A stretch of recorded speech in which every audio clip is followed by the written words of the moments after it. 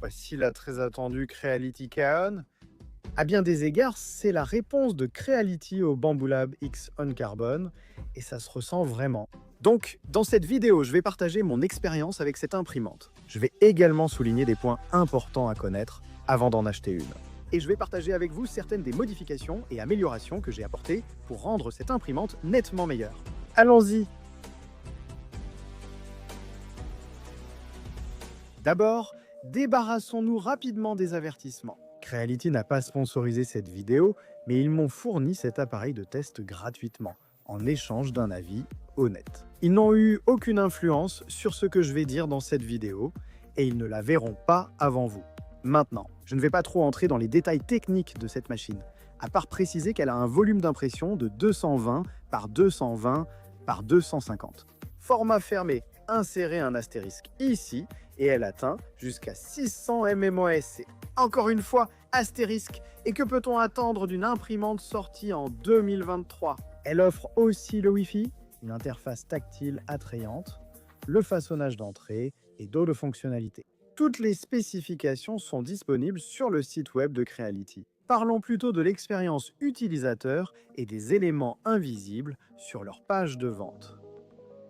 Déballer et installer la Kaon a été un jeu d'enfant. Creality a fait un excellent travail en l'emballant dans une énorme caisse en bois et elle a survécu sans encombre à la douane israélienne, ce qui n'est pas rien.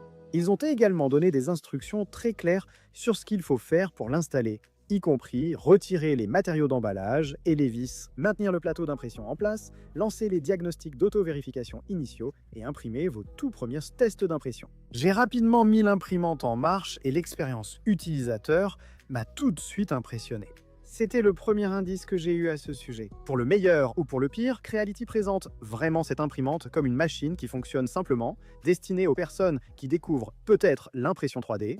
Mon premier Benchy a été imprimé en 17 minutes comme prévu.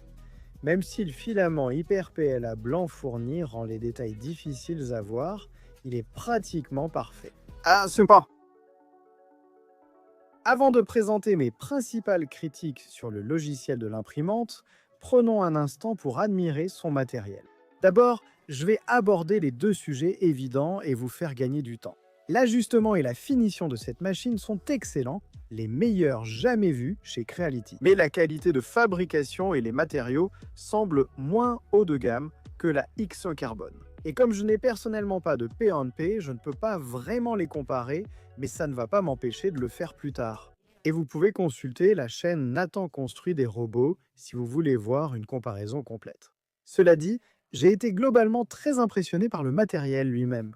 Et cela me semble être une avancée majeure en ingénierie par rapport à toutes les autres imprimantes Creality que j'ai utilisées par le passé. Oui, ils ont fait quelques compromis afin de proposer ce prix plus bas. Tous les panneaux, à l'exception de la porte avant par exemple, sont en acrylique et il y a beaucoup de plastique en général plutôt que du verre. Les tiges lisses à l'intérieur sont en acier, pas en aluminium ou en fibre de carbone. Et le ventilateur de ventilation de la chambre à l'arrière n'a ni filtre High Efficiency Particulataire, ni filtre à charbon pour filtrer les composés organiques, volatiles nocifs ou les particules de plastique de l'air que vous respirez. Il les rejette simplement à l'arrière. En fait, le boîtier lui-même est loin d'être entièrement fermé, avec de grands espaces autour de l'écran, par exemple. Et bien sûr, Creality a déjà dû faire quelques ajustements, comme le savent ceux qui suivent cette machine, pour résoudre des problèmes de conception importants. Maintenant, ma machine de test était déjà équipée d'un levier de commutation d'extrudeur Titan. Et le tube Bowden était configuré de telle manière qu'il sortait de la chaîne de câbles au milieu afin d'éviter tout pincement. Mais j'ai quand même dû le déplacer plusieurs fois d'avant en arrière pour trouver la position exacte afin d'éviter de gros problèmes de sous-extrusion. Ça me rendait fou. C'est à ce moment-là que j'ai contacté Nathan, de Nathan Builds Robots, qui, je pense, a plus d'heures sur la Creality Kaon que probablement n'importe qui sur la planète. Peut-être plus que certains ingénieurs de Creality. Nathan, comment est-ce que je fais pour que ce truc arrête de sous-extruder de façon intermittente pendant mes impressions? N'est-ce pas? J'ai eu ce problème courant lors du premier allumage de ma Canon.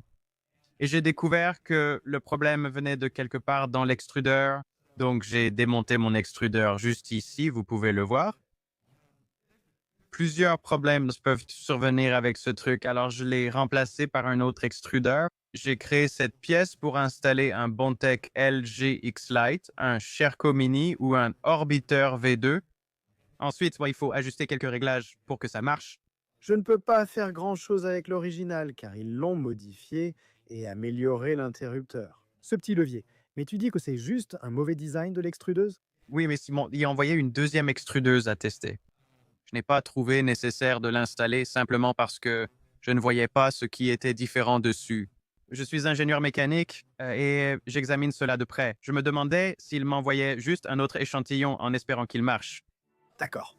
Donc après avoir parlé à Nathan, je me suis bien sûr rendu compte que je n'ai pas d'extrudeuse de rechange pour cette imprimante. Puis j'ai réalisé qu'il m'en avait bien envoyé une autre. Je ne sais pas pourquoi Moséum, mais je les ai échangés et je pense que j'ai peut-être résolu le problème de sous-extrusion.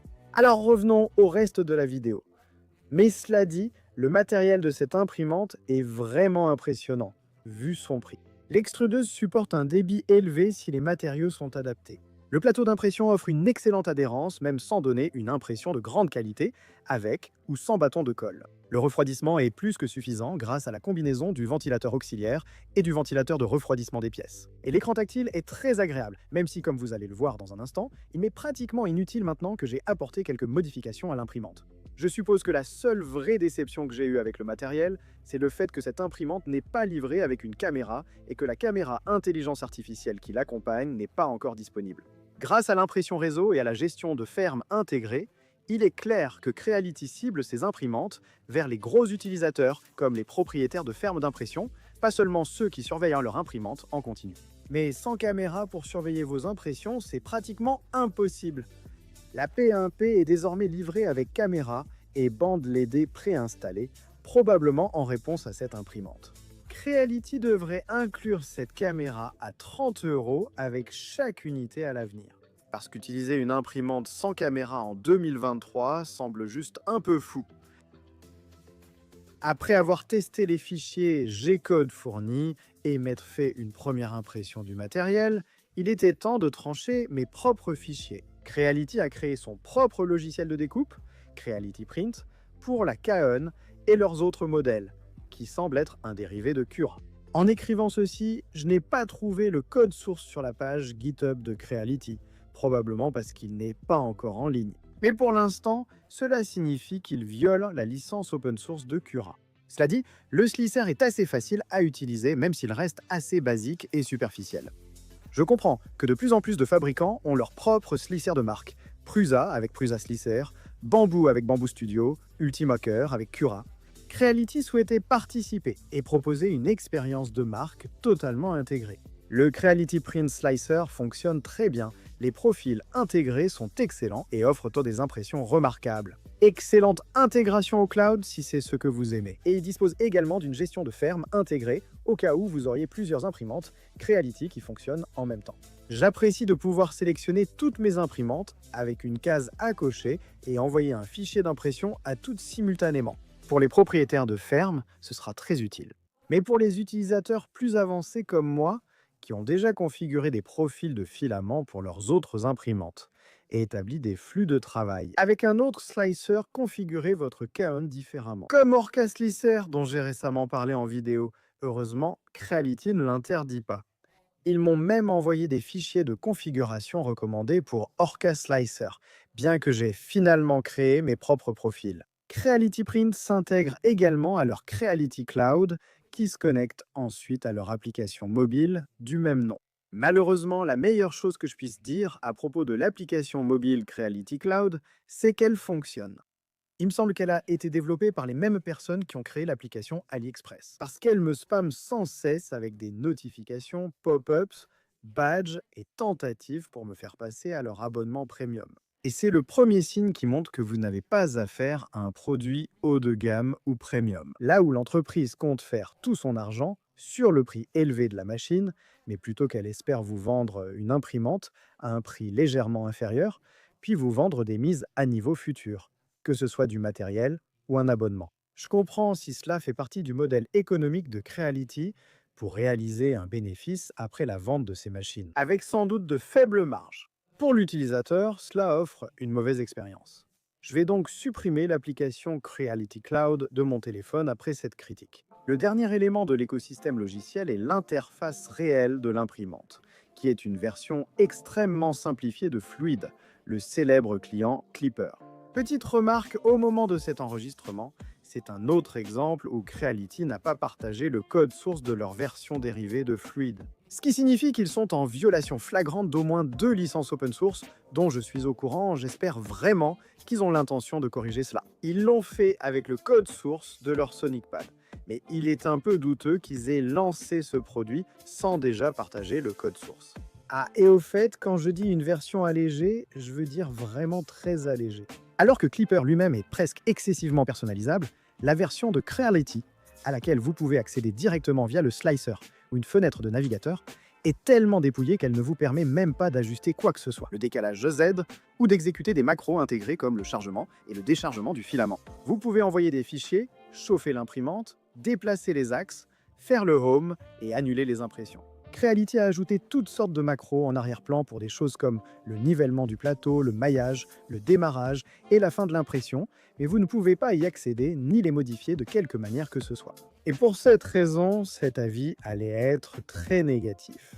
Parce que parfois, je n'arrivais pas du tout à faire fonctionner l'impression en réseau local ou l'impression en cloud, même dans les limites restreintes de ce qu'il vous permet de faire. Heureusement, j'ai rapidement découvert un moyen de déverrouiller cette imprimante, libérant ainsi toutes ses capacités. Après quelques jours d'impression avec Reality Print, j'étais frustré et prêt à abandonner. Heureusement, j'ai découvert quelques vidéos sur YouTube, y compris des traductions du tutoriel d'un créateur de contenu russe qui expliquait comment on peut effectivement déverrouiller la K-Un. Débloquer l'interface complète, pure et fluide de Clipper qui fonctionne simultanément avec la version allégée de Creality via un autre port. Donc vous pouvez avoir le beurre et l'argent du beurre. Malheureusement, l'écran tactile, qui affiche normalement une très belle animation et est généralement utile pendant l'impression, devient en gros un simple graphique de température inutile si vous imprimez directement via Fluid. J'espère que quelqu'un trouvera comment déverrouiller l'interface écran pour qu'on puisse avoir un écran Clipper basique sur cette machine. Maintenant que j'avais tout le potentiel de la machine débloqué et à portée de main, je pouvais facilement utiliser le slicer de mon choix, configurer mes propres profils et imprimer. Je peux désormais ajouter mes modules Clipper favoris comme Exclude Object, Obico ou Octo Everywhere. Cependant, beaucoup de ces modules sont inutiles sans caméra de surveillance à distance. Je peux utiliser n'importe quelle appli mobile comme Mobile Racker pour gérer l'imprimante depuis mon téléphone sans les pop-up indésirables de l'appli Creality. Étrangement pourtant, j'ai eu de gros problèmes avec des choses simples comme le nivellement du plateau et le maillage, et mes 10 impressions suivantes environ ont lamentablement échoué. C'est à ce moment-là que j'ai réalisé que, même si j'utilisais les macros de Creality pour le nivellement et le maillage du plateau, la solution simple était que je devais régler moi-même mon propre décalage Z pour Fluid, car il n'avait pas été transféré. Et leur macro de nivellement ne l'ajuste pas automatiquement avec Fluid. Après cela, j'ai obtenu des impressions parfaites, seuls quelques échecs étaient liés à l'adhérence au plateau. Je mettrai en lien dans la description ci-dessous les vidéos et tutoriels que j'ai utilisés pour déverrouiller mon K-Un. Cela implique de télécharger des fichiers pour exploiter une faille et accéder à l'imprimante en ligne de commande. Mais si vous suivez les instructions, ce n'est vraiment pas trop compliqué. Et au cas où vous vous poseriez la question, j'ai bien contacté Creality pour obtenir un commentaire. Ils m'ont indiqué que, bien qu'ils ne souhaitent pas encourager les débutants à modifier ou ajuster l'imprimante, notamment le firmware, ils acceptent que des utilisateurs avancés utilisent l'imprimante comme ils le souhaitent. Et il n'a pas été question d'annuler la garantie ou autre à cause de ça. Pour ma part, c'est le retour que je donnerai à Creality. Il devrait simplement rendre beaucoup plus facile pour les utilisateurs de choisir l'interface qu'ils veulent utiliser. Je veux dire, je respecte le fait que Creality veuille offrir une expérience complète de A à Z avec leur propre logiciel et interface, etc. Et ils s'en sont plutôt bien sortis. Je pense que la plupart des utilisateurs dépasseront vite le logiciel de Creality et voudront contrôler totalement le matériel. De plus, étant donné que c'est un point faible des imprimantes Bambu Lab qui sont complètement verrouillées et ne peuvent pas être débridées. De cette façon, Creality a ici une grande opportunité de se démarquer et d'attirer le segment de clients qui ne veulent pas être enfermés dans un logiciel propriétaire. Si Creality rendait simplement leur version dérivée des différents logiciels qu'ils utilisent disponibles en open source, Puis, proposez aux utilisateurs une option simple comme une case à cocher à l'installation pour choisir la version open source de Fluid ou Mainsail. Je pense que cela rendrait cette imprimante beaucoup plus attrayante pour les personnes qui veulent simplement du matériel de qualité à un super prix, sans être enfermées dans un choix logiciel limité. Enfin, avant de nous quitter, vous avez compris le jeu de mots. Parlons de la qualité d'impression des pièces sur la Kaon. Et c'est ici que je vais prendre une minute pour souligner que beaucoup des chiffres impressionnants. L'accélération de 20 000 ms2 et la vitesse d'impression de 600 ms sont seulement les résultats des tests en laboratoire de Creality. Les profils fournis par Creality pour cette imprimante sont identiques. 200 à 300 MASI, présente sur une Voron, Bambu Lab, Anchor Make, Prusia Mark IV ou toute autre imprimante rapide récente. Ne vous laissez pas impressionner par les chiffres publicitaires. À ces vitesses, cette imprimante a produit des pièces vraiment magnifiques. Je veux dire, le façonnage d'entrée, qui est géré par le firmware Clipper entièrement développé, fonctionne à merveille. La buse à haut débit ne subit aucune sous-extrusion, même avec les PLA classiques testés. Les pièces produites par cette imprimante sont comparables à la qualité de la Bambu Lab X On Carbon. Cependant, je pense qu'un œil très avisé pourrait faire la différence. Mon planning ne me permet pas de faire des comparaisons approfondies ni d'augmenter les vitesses. Mais je soupçonne que cette machine, comme la Bambu Lab X en carbone, avec ses modes sport et extrême, pourrait être poussée 20 à 50% plus vite que les profils par défaut. Si vous voulez que je fasse une vidéo dédiée, soit en comparant la qualité des pièces de ces deux imprimantes en face à face, soit en essayant de déterminer les véritables limites de vitesse de la K1, faites-le moi savoir dans les commentaires ci-dessous. Alors, quel est le verdict final? Puis-je recommander la Creality K1 ou vaut-il mieux opter pour la Bambu Lab P1P? Je ne l'ai cependant pas testé moi-même. Honnêtement, je pense que cette imprimante a un peu une crise d'identité. D'une part, elle veut rivaliser avec Bambu Lab en annonçant des vitesses maximales plus élevées dans ses supports marketing à un prix bien inférieur. Cependant, elle est limitée par un logiciel inférieur, envahi de publicité et de spam. À la place de Creality, je miserai sur l'utilisation d'un logiciel open source, en permettant aux utilisateurs de s'approprier cette imprimante, contrairement à Bambu Lab. Côté matériel, c'est sans doute la meilleure imprimante fabriquée par Creality.